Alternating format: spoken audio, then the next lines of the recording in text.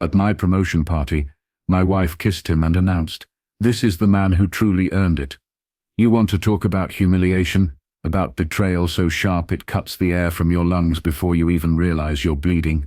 That night was supposed to be the pinnacle of my career. Years of long hours, endless travel, sacrifices that kept me away from my family. All of it had led to that moment. My boss had shaken my hand earlier that evening, congratulated me, told me how much I deserved it.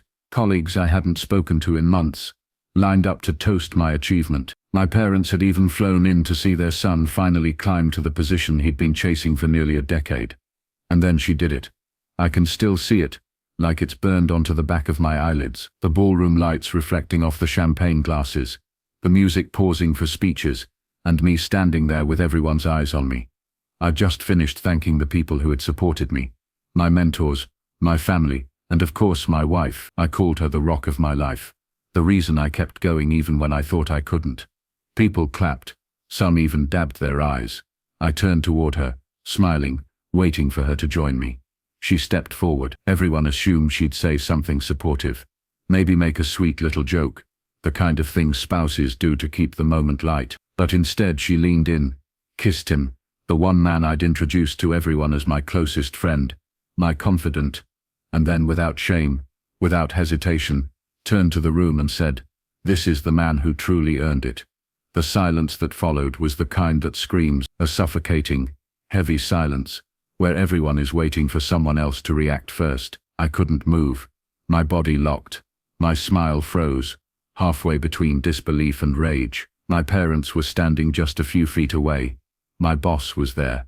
My team, people who respected me, who looked up to me. And in one sentence, one kiss, she reduced me to nothing more than a fraud in my own story. He didn't even look guilty. That was the worst part. He smirked. God help me. He smirked, as if he'd been waiting for that moment all along, as if the party, my promotion, my life had been nothing more than a stage for his big reveal. Do you know what I did? Nothing. I didn't scream. I didn't punch him. I didn't drag her out of the room. I stood there, with the weight of 100 eyes pressing into my skin, and forced myself to breathe. Because anger in that moment would have given them more power. I wasn't going to let them have that. But inside, something broke. People shuffled awkwardly after that. The speeches ended early. My boss muttered something about handling things privately. Guests started slipping out, whispering behind their hands.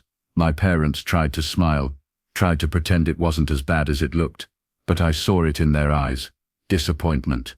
Pity. When the room finally emptied, I was left standing there, staring at the remains of what was supposed to be the best night of my life. Balloons still floated lazily toward the ceiling. The champagne glasses were half full, abandoned on table. The decorations mocked me, celebrating an achievement that now felt hollow. She didn't even apologize. That's what still astonishes me when I think about it. She didn't pull me aside, didn't stammer out an excuse. She walked out of that ballroom with him, her hand in his as if I were the stranger, as if the last decade of marriage, of shared struggles and triumphs, meant less than nothing. I drove home alone that night, my promotion certificate sitting on the passenger seat like an insult. I kept replaying it over and over, trying to make sense of it. Was this planned?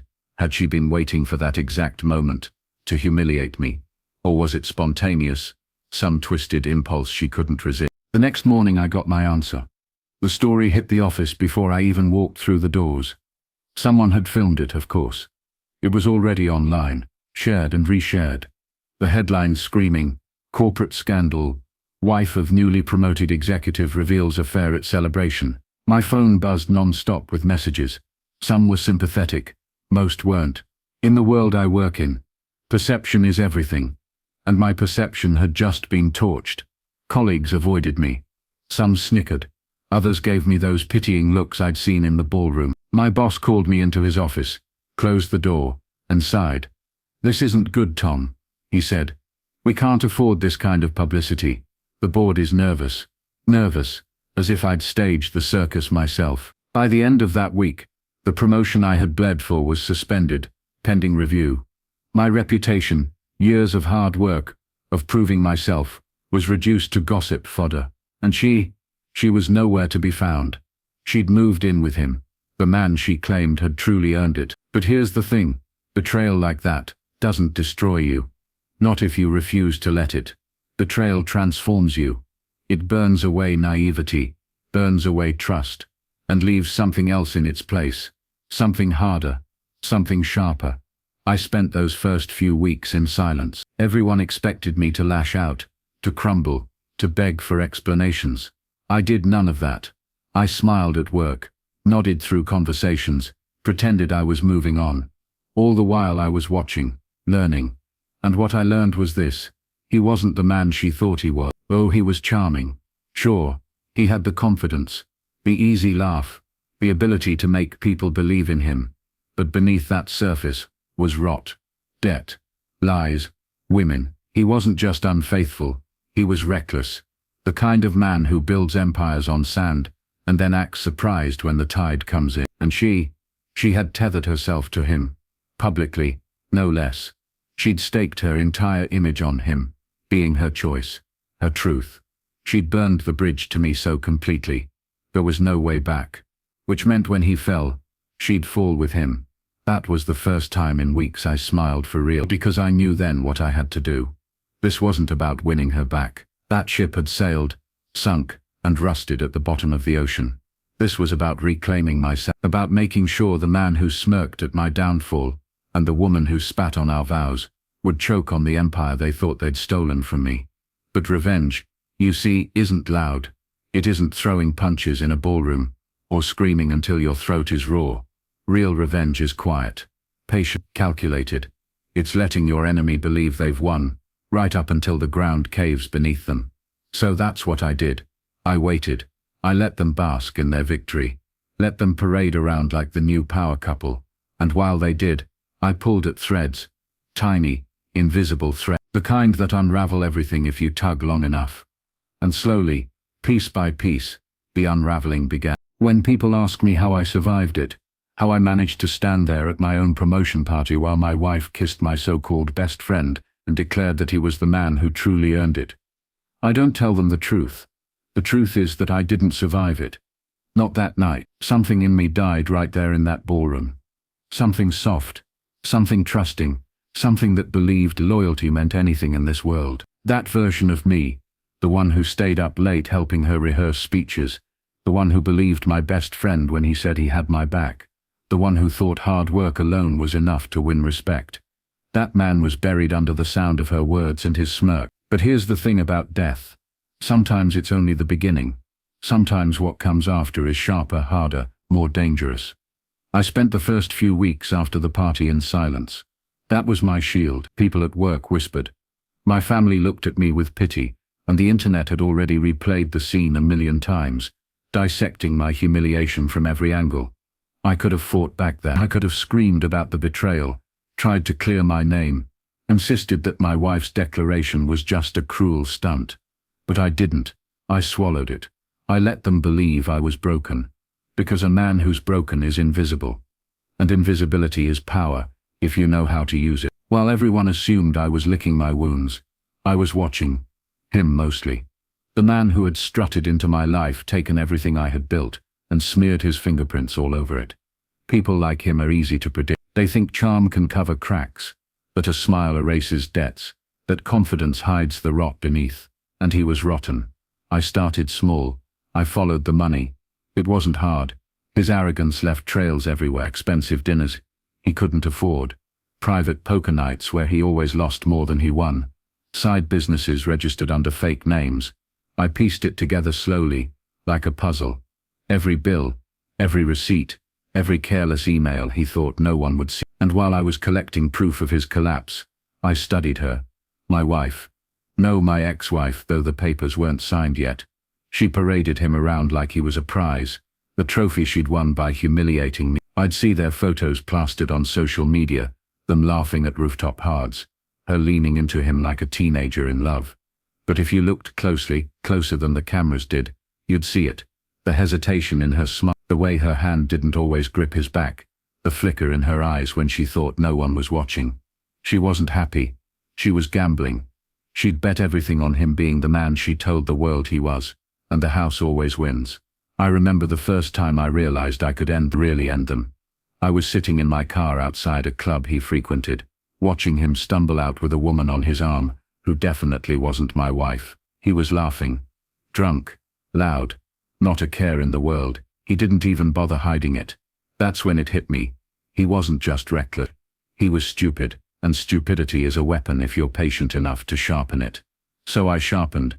I made copies of everything I found, bank statements, hotel receipts, photos, messages I intercepted when his careless hands left his phone unattended in places I knew how to access. I built a file so thick it could bury him twice over. But I didn't use it. Not yet.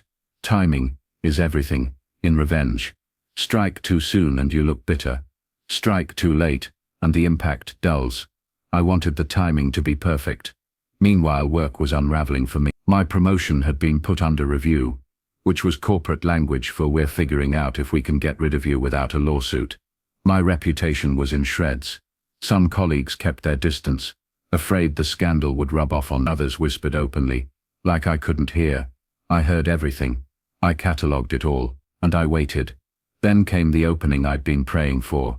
A major deal, the kind of deal that could make or break the company, was on the table. Guess who had put himself forward as the man to lead it? The same man who had kissed my wife in front of the world, and claimed he'd earned my success. He strutted around the office like a king, promising results, shaking hands, already spending money he hadn't made yet, and the board bought it. They were dazzled by his confidence.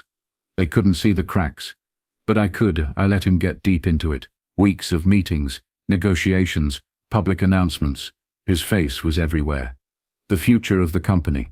My ex-wife posted photos of them celebrating new beginnings. The higher he climbed, the further he'd fall. And then when the deal was at its peak, when investors were circling, when the press was watching, that's when I dropped it.